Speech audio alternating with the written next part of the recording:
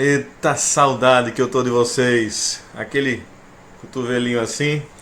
E quem sabe até um abraço virtual, né? Vamos lá?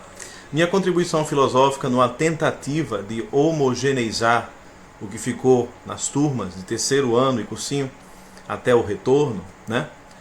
É a questão, a passagem do pensamento sofístico para o pensamento socrático dentro da democracia ateniense. Então vamos fazer juntos isso aqui para todo mundo estar prontinho para o próximo assunto, que será o pensamento platônico, ok? Pois bem, os sofistas, eles são professores itinerantes vindo da mesma região que os pré-socráticos, ou seja, muitos deles eram alunos dos pré-socráticos, estavam preocupados, estavam pensando naquela questão da cosmologia, da physis, da arqué, do surgimento do mundo. Pois bem, eles começam a questionar essas certezas ditas pelos filósofos, porque para eles, se existe um único mundo para todos, por que tanta teoria? Por que tantas divergentes teorias?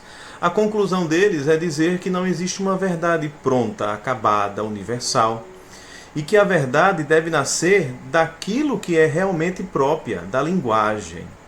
Em outras palavras, os discursos humanos produzem a verdade que cabe ao ser humano acreditar. Então, a partir disso, nós vamos dizer que essa verdade deixa de ser universal, como queriam os filósofos, e essa verdade passa a ser relativa. Dentro de Atenas, esta forma de pensar dos sofistas não é importante. Importante mesmo é a arte que eles oferecem como produto do seu trabalho. Como eles são professores de retórica e oratória. A retórica e a oratória são técnicas de falar tanto para convencer alguém como para convencer um grupão, para falar em grupo. Esses sofistas vão se ver dentro de Atenas com um amplo lugar para ganhar dinheiro. Por quê? Porque em Atenas agora a política se faz pela palavra na ágora. É o cidadão discutindo. É o homem que tem ali o seu nascimento em Atenas, mais de 18 anos, aquelas características que você sabe, que se encontra dentro da ágora para discutir a vida total da cidade de Atenas. Os sofistas então vão ver ali um lugar propício para fazer a sua arte ganhar força e eles receberem dinheiro, que é a principal crítica que a filosofia faz aos sofistas. É se vender simplesmente pelo ato de convencer, não de buscar a verdade, que é isso que chama a atenção nos sofistas. O maior sofista foi o Protágoras de Abdera. A frase mais famosa dele é: o homem é a medida de todas as coisas, das coisas que são enquanto são, das que não são enquanto não são, o que significa que não existe ente e essência, não existe essência e substância. O que existe dentro do mundo é um mundo tal como ele é, e a palavra do homem que diz o que ele é. Se o homem quer que ele seja algo, ele é aquilo que o homem diz. Isso é o relativismo. Isso é um problema. Por que é um problema? Porque quando você vê esse relativismo, você vê literalmente a não preocupação com a política autêntica, com a verdadeira justiça. Por exemplo, se não existe um conceito universal, como é que podemos pensar em justiça? Se a justiça é a igualdade entre todos diante de uma situação. Pois bem, Sócrates entra em cena devido a este tipo de pensamento sofístico. Os sofistas, que são os maiores, Protágoras, que falei da principal teoria dele, né? O homo mensura, que é o homem à medida de todas as coisas. O Górgias, o Hípias, e até um que nasceu como cidadão ateniense, o Isócrates, eles vão tentar fazer a sua participação em Atenas de uma forma secundária. Como assim? Como eles não são cidadãos, eles não podem participar da ágora. Então a conclusão que eles vão chegar é que eles vão ter que se dirigir aos cidadãos de forma individual. fora da ágora. Só que Atenas é dividida em dois grandes grupos. O grupo daqueles que são filhos das grandes famílias tradicionais e aqueles que foram engendrados dentro da cidadania, aquelas novidades, comerciantes, artesãos. Pois bem, os sofistas não ganham espaço entre os tradicionais, mas ganham espaço dentro daquelas novas classes emergentes, o que faz com que os debates mudem sua perspectiva. Como assim mudar a perspectiva? É um jogo marcado? Não. Quem tem o maior argumento sempre ganha os debates, e isso acontecia geralmente daquelas famílias tradicionais. Quando esses membros das classes emergentes, que também são cidadãos, mas que nasceram ali no comércio e no artesanato, começam a ter aula dos sofistas, eles começam a ganhar seguidores. Isso começa a desequilibrar a ideia de justiça, que vai permear toda a política antiga. Porque o sofista ele não está preocupado em melhorar Atenas. O sofista quer que aquele que é seu aluno ganhe sempre o debate daquele que não é seu aluno. É nesse contexto que Sócrates entra. Sócrates é um marceneiro, está casado lá com sua esposa Xantipa, seus 3 filhos, só saiu de Atenas 2 vezes para lutar na Guerra do Peloponeso, alguns livros trazem 3 vezes, mas o importante é que esse cara era um cara normal.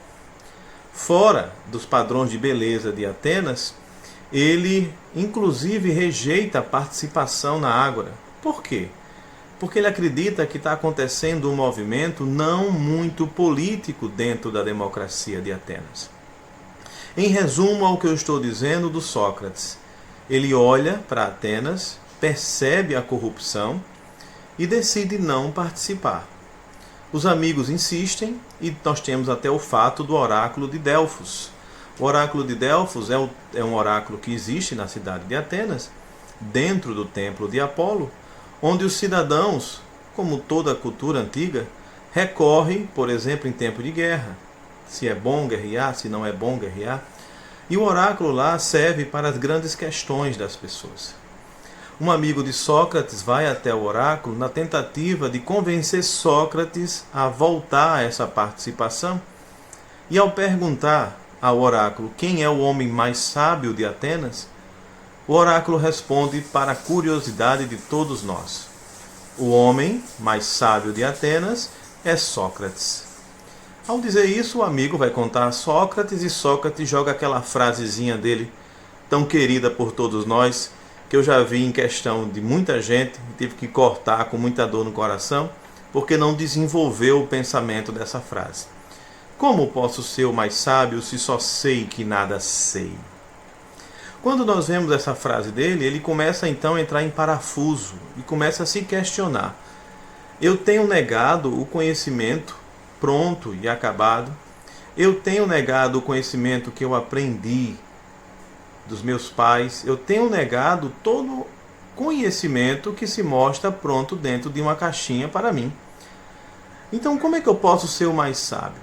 Então ele faz uma investidura. Qual é? Ele sai andando e procura aqueles que são considerados os mais sábios dentro da cidade. Procura o artista, procura um magistrado, procura um grupo de pessoas que na cabeça do povo ateniense são os mais sábios. E ao conversar com essas pessoas, ele chega a uma conclusão.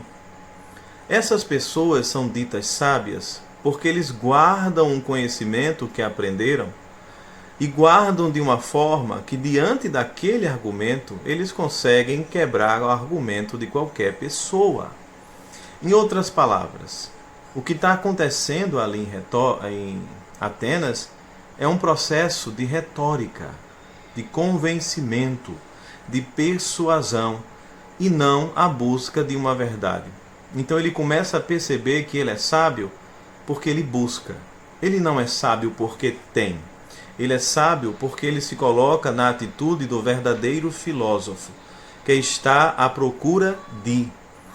E quando ele faz essa busca de uma verdade, ele chega a uma conclusão que é a verdade universal. Os sofistas estão errados. Por que os sofistas estão errados?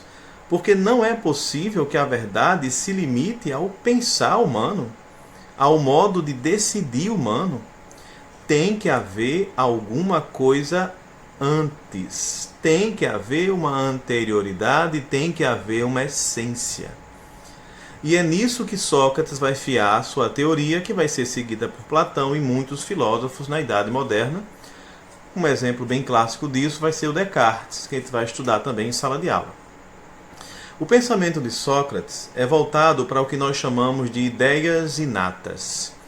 As ideias inatas, elas são aquelas ideias que já existem dentro de nossa alma, independente das experiências que nós temos na vida.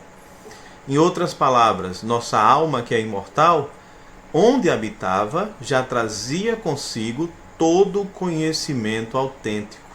O trabalho do homem, então, não é criar verdades para o mundo, é descobrir as verdades do mundo que estão presentes em sua alma. É nesse contexto que ele lança o método socrático.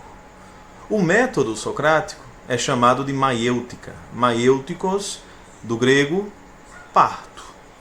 E a maiêutica é um tipo de parto. Dizia Sócrates, minha mãe é parteira.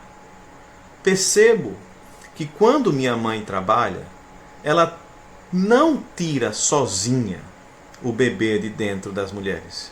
A minha mãe auxilia, mas quem tira o bebê é a própria mãe. Então Sócrates se coloca no lugar de parteiro, mas não parteiro de crianças. Ele é um parteiro de ideias, porque essas verdades que estão na alma, presentes desde sempre, porque a alma é imortal, no pensamento socrático, essas verdades nós vamos chamar a partir de hoje de ideias inatas, o que corresponde à teoria do inatismo. Pois bem, o inatismo socrático, a partir de um método que ele cria, dividido em duas partes, vai fazer com que o cidadão tire sozinho de dentro de si a verdade que já lhe era, mas que ele não sabia que a tinha. Então é aquela frase: Sócrates quer que você reconheça que você não sabe, porque no momento que você reconhece que não sabe, ele diz: opa, vamos tentar ver se aí dentro de você tem alguma coisa que você não lembra. E a partir disso ele faz você dizer com sua própria boca: então a verdade é isso. Você sabia, só não sabia que sabia. Esse método se divide então em duas partes, como eu falei, e o primeiro processo, que é de reconhecimento da ignorância daquele que escuta, de perceber que o conhecimento que aprendeu, fruto de uma retórica, é errado, é apenas uma opinião, é o que nós vamos chamar de ironia. A ironia é esse momento onde Sócrates faz você perceber que aquilo tudo que você aprendeu pode ser uma farsa. Que aquilo tudo que você aprendeu não passa de doxa, que significa em grego opinião. Sócrates, então, no momento que a pessoa reconhece a ignorância, ele joga um jogo de perguntas novamente, porque na primeira fase foram perguntas, na segunda estão sendo perguntas, e nesta segunda vez ele vai fazer você se questionar sobre aquilo que você achava que sabia. Ora, se eu começo a questionar o que eu acabei de reconhecer como não verdadeiro, eu vou começando a perceber o problema que havia ali, mas também percebo outras possibilidades. E nesse jogo de perguntas, que é a própria maiêutica, Sócrates vai fazer você alcançar aquilo que é universal. No final das contas, todos nós, detentores de um pensamento, de uma caixa pensante dentro de nós, chegamos a verdades que são eternas, que não são frutos da experiência. Olha aí a contradição que vai existir entre duas grandes teorias. O racionalismo, que defende a capacidade racional de encontrar verdades, e o empirismo, que acredita na experiência das coisas. Sócrates é idealista, muito coladinho ali com o racionalismo, porque tudo que é verdadeiro é, antes de ser coisa, é ideia. E a participação de Sócrates culmina naquilo que nós chamamos da condenação de Sócrates. Os jovens começam a seguir Sócrates. Isso vai acontecer de uma forma que incomoda outros cidadãos. Sócrates é condenado à morte e é obrigado a tomar uma taça de veneno chamada cicuta. É um veneno que ele poderia inclusive não ter tomado pela influência que ele tinha.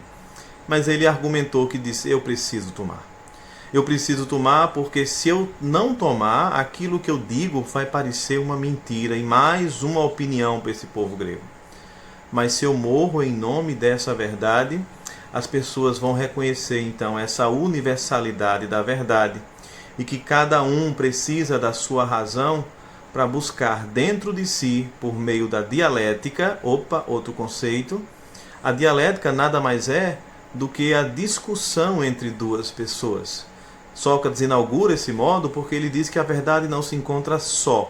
Você só encontra a verdade no debate com alguém, como foi o exemplo de Sócrates com seus interlocutores. Sócrates então morre e a participação socrática faz com que ele se torne um grande exemplo dentro de Atenas da possibilidade de uma justiça dentro da cidade de Atenas. Em seguida, vai entrar o pensamento do Platão, do Aristóteles e de outros, que vão ter uma carga muito grande dentro desse pensamento socrático. Um abraço bem grande para vocês, doido pelo retorno, terceiro ano então até abril, e cursinho ainda vou mandar algumas aulas para vocês, combinado? Aquele abraço!